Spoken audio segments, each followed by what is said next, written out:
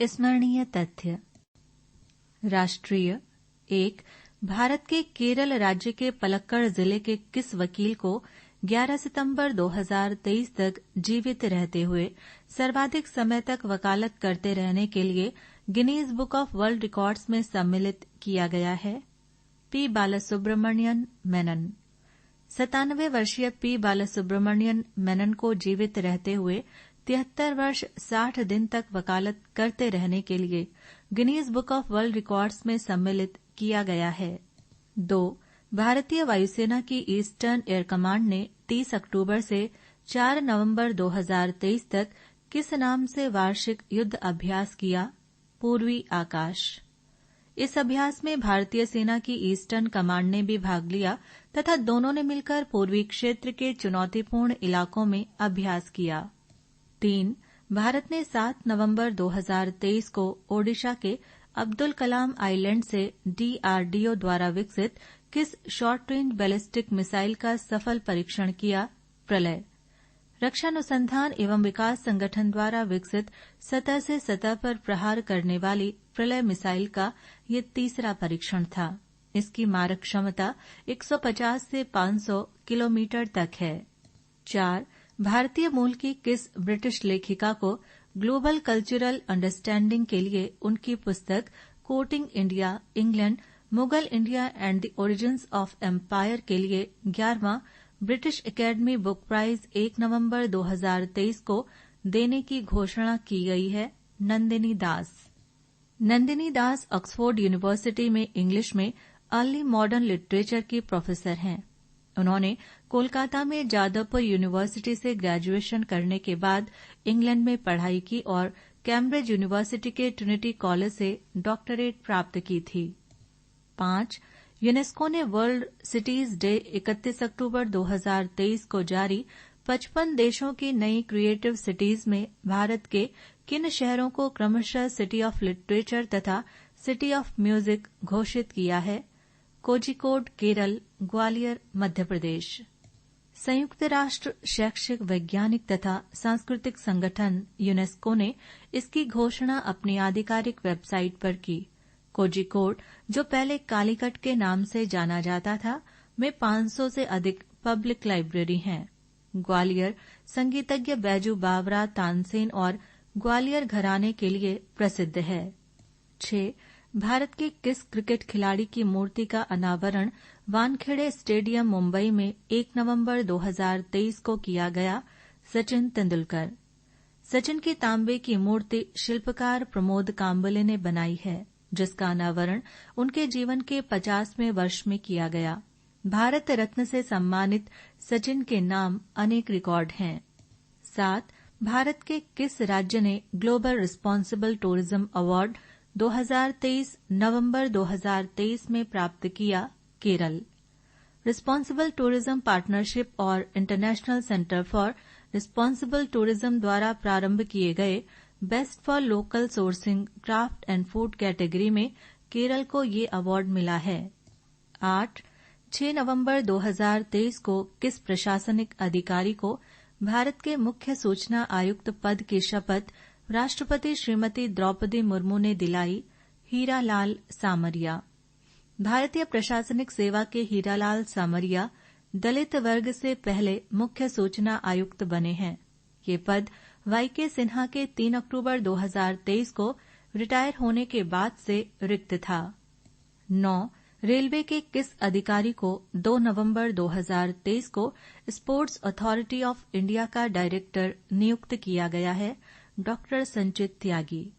Indian railway traffic service के अधिकारी संचित त्यागी को स्पोर्ट्स अथॉरिटी ऑफ इंडिया का निदेशक नियुक्त किया गया है। संचित 2021 से नेशनल बुक ट्रस्ट में एक निदेशक पद पर कार्यरत थे। 10. भारतीय सेना, वायुसेना और नौसेना का संयुक्त सैन्य अभ्यास किस नाम से 13 से 25 नवंबर 2023 को संपन्न हुआ? त्रिशक्ति प्रहार। संयुक्त सैन्य अभ्यास राजस्थान में पाकिस्तान की सीमा के पास जैसलमेर में हुआ, जिसमें लगभग 25,000 सैनिकों ने भाग लिया। 11. अमेरिका में न्यूयॉर्क में 20 नवंबर 2023 को आयोजित एमी इंटरनेशनल फिल्म अवार्ड समारोह में भारत की किस महिला फिल्म एवं टेलीविजन श्रृंखला निर्माता को डायरेक्टोरेट अवार्ड से सम्मानित किया गया? एकता कपूर। एकता कपूर एमी अवार्ड प्राप्त करने वाली प्रथम भारतीय महिला निर्माता हैं। साथ ही वीर दास को international Emmy award for comedy उनके नेटफ्लिक्स कॉमेडी स्पेशल शो को मिला। 12. किस राज्य में 21 नवंबर 2023 से सरकारी सेवाओं और शिक्षण संस्थानों में प्रवेश में 75% आरक्षण लागू किया गया है? बिहार। बिहार में की गई जातिगत जनगणना के आंकड़ों के अनुसार अनुसूचित जाति एवं जनजाति, पिछड़ा वर्ग एवं अति पिछड़ा वर्ग के लिए आरक्षण की सीमा 50 से 65% की गई है। पहले से जारी कुल 60% से बढ़ाकर 75% आरक्षण किया गया है, जिसमें 10% आरक्षण आर्थिक रूप से कमजोर वर्ग के लिए है। 13. किन भारतीय क्रिकेट खिलाड़ियों को इंटरनेशनल क्रिकेट काउंसिल के हॉल ऑफ फेम में नवंबर 2023 में शामिल किया गया है? Virender Sehwag, Diana Edulji. Diana Edulji hall of fame में शामिल होने वाली प्रथम महिला खिलाड़ी हैं। वीरेंद्र सहवाग के साथ श्रीलंका के अरविंद डी सिल्वा को भी सम्मिलित किया गया है। 14. पश्चिम बंगाल की मुख्यमंत्री ममता बनर्जी ने 21 नवंबर को किस पूर्व क्रिकेट खिलाड़ी को राज्य का ब्रांड एम्बेसडर नियुक्त करने की घोषणा की है? सौरव गांगुली। बीसीसीआई के पूर्व अध्यक्ष और भारतीय क्रिकेट टीम के कप्तान रहे सौरव गांगुली को पश्चिम बंगाल का ब्रांड एम्बेसडर बनाया गया है। इन्होंने शाहरुख खान का स्थान लिया है। पृष्ठ संख्या 75। अंतर्राष्ट्रीय। 1. इंटरनेशनल क्रिकेट काउंसिल द्वारा किस राष्ट्र की क्रिकेट सदस्यता 10 नवंबर 2023 को निलंबित कर दी गई? श्रीलंका। आईसीसी ने श्रीलंका क्रिकेट बोर्ड में श्रीलंका की सरकार के द्वारा हस्तक्षेप किए जाने के कारण उसकी सदस्यता रद्द कर दी है। इसके कारण श्रीलंका की टीम किसी भी आईसीसी टूर्नामेंट में फिलहाल भाग नहीं ले सकेगी। 2. G7 देशों Canada, France, Germany, Italy, Japan, UK, America के विदेश मंत्रियों और यूरोपीय संघ के प्रतिनिधि की 7-8 नवंबर 2023 को मीटिंग कहां संपन्न हुई? Tokyo, Japan. G7 देशों का 49वां सम्मेलन मई 2023 में संपन्न हुआ था। इसका आगामी सम्मेलन जून 2024 में इटली में प्रस्तावित है। 3. भारत के उत्तर पूर्वी राज्यों एवं बांग्लादेश के बीच किस पहली रेल लिंक का उद्घाटन प्रधानमंत्री नरेंद्र मोदी ने 1 नवंबर 2023 को किया? अखौरा, बांग्लादेश, अगरतला, त्रिपुरा, भारत। प्रधानमंत्री मोदी के साथ बांग्लादेश की प्रधानमंत्री शेख हसीना ने भारत की सहायता से निर्मित परियोजनाओं अखौरा अगरतला रेलवे लिंक, खुलना मोंगला पोर्ट रेल लाइन और बांग्लादेश में रामपाल में मैत्री सुपर थर्मल पावर प्लांट की यूनिट 2 का उद्घाटन किया। 4. फाल्गुनी शाह एवं गौरव शाह द्वारा बनाया गया कौन सा गाना 2024 के ग्रैमी अवार्ड्स के लिए नामित किया गया है? Abundance in millets. प्रधानमंत्री नरेंद्र मोदी की आवाज भी इस गाने में सम्मिलित है तथा ये best global music performance category में ग्रैमी अवार्ड 2024 के लिए नामित किया गया है। 5. किस पूर्व ब्रिटिश प्रधानमंत्री को वर्तमान प्रधानमंत्री ऋषि सुनक ने 13 नवंबर 2023 को नया विदेश मंत्री नियुक्त किया है? David Cameroon. डेविड कैमरून 2010 से 16 में ब्रिटेन के प्रधानमंत्री रहे थे। विदेश मंत्री जेम्स बेवरमैन की जगह कैमरून ने पद संभाला है। बेवरमैन को गृह मंत्री बनाया गया है। 6. श्रीलंका के किस क्रिकेट बल्लेबाज को 6 नवंबर 2023 को बांग्लादेश के विरुद्ध हुए मैच में अंपायरों द्वारा टाइम आउट किया गया, जिससे ये इस प्रकार आउट होने वाले पहले खिलाड़ी बने? Angelo Mathews. आईसीसी के नियम 40.1.1 टाइम आउट नियम के अनुसार किसी खिलाड़ी के आउट होने के बाद दूसरे खिलाड़ी को अगले 2 मिनट में क्रीज पर पहुंचना होता है। यदि नया बल्लेबाज ऐसा करने में असफल रहता है तो उसे टाइम आउट कर दिया जाता है। 7. किस टेनिस खिलाड़ी ने वर्ष 2023 के अंत में रिकॉर्ड 8वीं बार एटीपी नंबर 1 रैंक प्राप्त किया? नोवाक जोकोविच। सर्बिया के नोवाक जोकोविच ने 13 नवंबर 2023 को इटली के ट्यूरिन में एटीपी टूर फाइनल में विजय प्राप्त कर वर्षांत के नंबर 1 खिलाड़ी का खिताब जीता।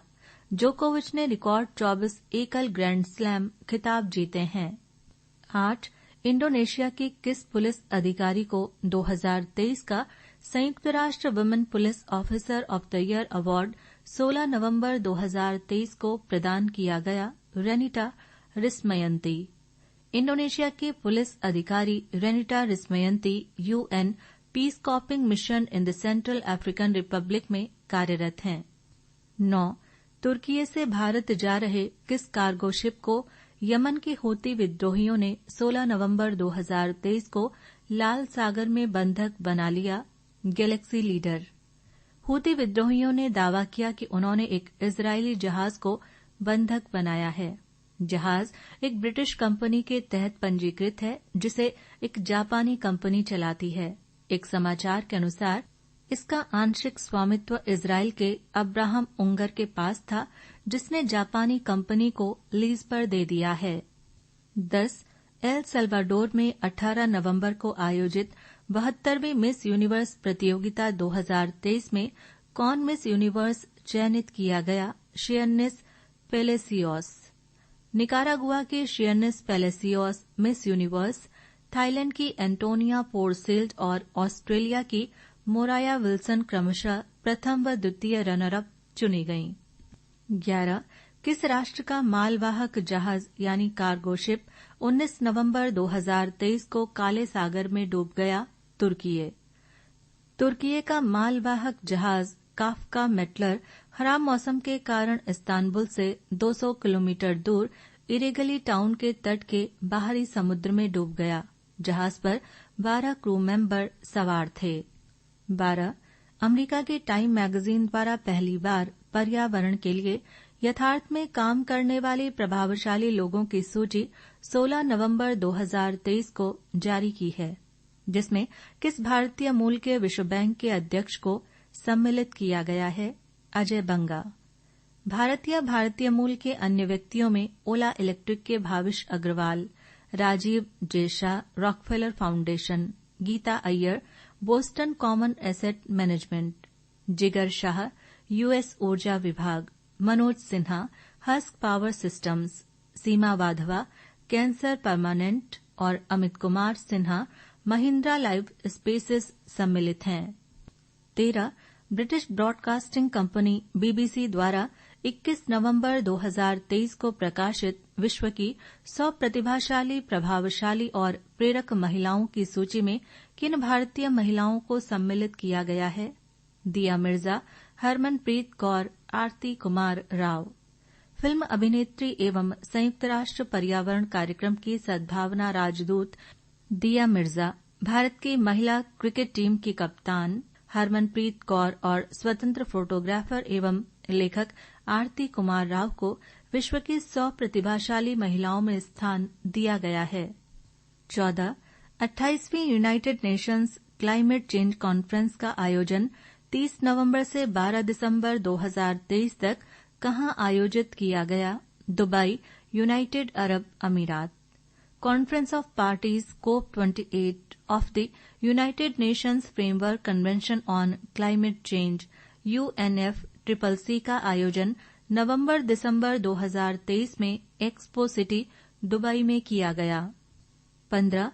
5 अक्टूबर से 19 नवंबर 2023 तक भारत में आयोजित आईसीसी पुरुष क्रिकेट विश्व कप में किस खिलाड़ी को मैन ऑफ द टूर्नामेंट या सीरीज घोषित किया गया?